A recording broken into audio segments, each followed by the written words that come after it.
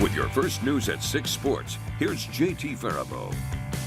This weekend, we are in the midst of the AA state championships for basketball. But apart from that, only 2 tournaments remain, and those are the boys A and B tournaments, which will take place next week in Fargo and Minot, respectively. A few teams are still vying for spots, and the only way left to get there is through state qualifiers.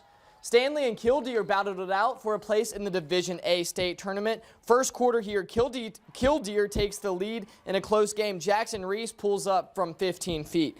Jump to the end of the second half. Stanley's Tyler Gelstrad, he knocks down the 3 at the buzzer. The Blue Jays lead by 2 at the break. And now, at the end of the game, the Blue Jays' Bennett Larson ties the game at 59.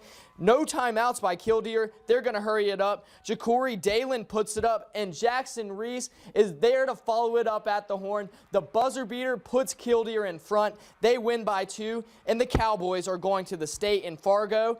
And then the other Class A regional qualifier is the 2 seed from Region 4, Bottineau, and 3 seed from Region 3.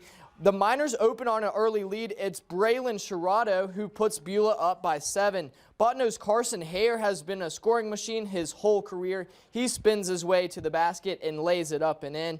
The Miners took control in the second. Trace Beauchamp, the pretty pass to Aiden O'Brien, and he finishes. Beulah's domination continued in the second half. Champ Heddick drops in the 3-pointer, and the Miners will secure their spot in next week's state tournament. They take down Bottineau 68-41.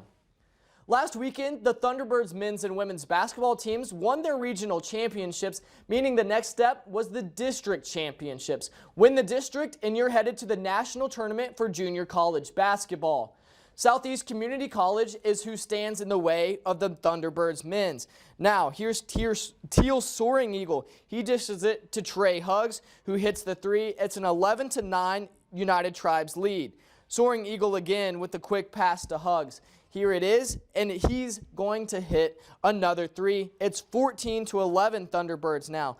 United Tribes coming the other way on a fast break. Ty Moxon passes it ahead to Houston Davis, who lays it up and in. This one goes down to the wire, but United Tribes pulls it off. They're heading to the national tournament.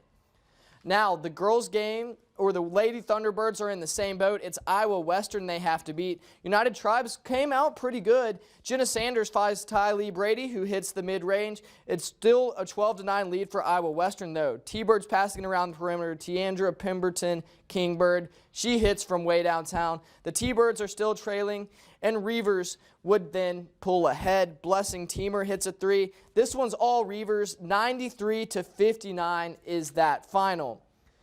This time around, there will be no number 1 team in the State A tournament, no number 1 seed. It's only 2 and 3 seeds, and that is because the Bismarck Demons, they played a big role in that, knocking off number 1 seed from the West in girls basketball, who was Minot.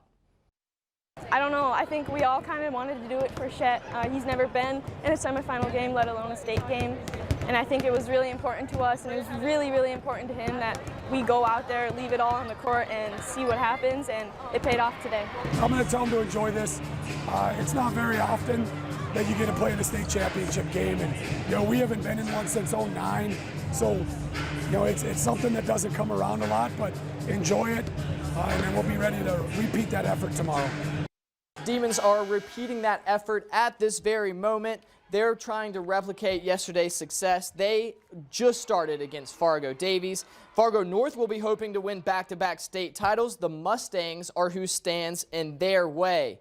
Both number 1 seeds faced off in the 3rd place game. It was Red River who won. West Fargo Horace takes 5th.